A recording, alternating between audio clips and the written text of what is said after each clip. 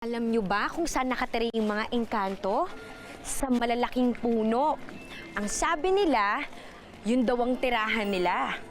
Yun ang bahay engkanto.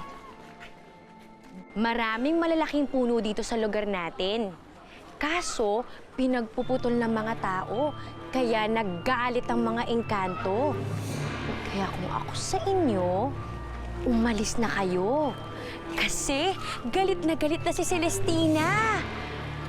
Baka gustong maghiganti nun sa ginawa ng mga tao sa pagputol ng mga puno nila. Alam mo ba, mahilig si Celestina sa mga bata. Kaya baka kunin niya kayo.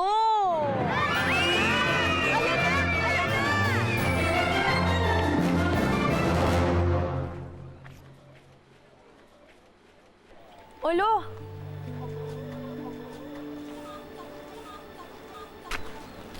Rowena, hindi ba sinabi ko na sa'yo, huwag mong gagawin biro ang mga engkanto? Lo naman, binibiro ko lang naman yung mga bata. Hindi katatawa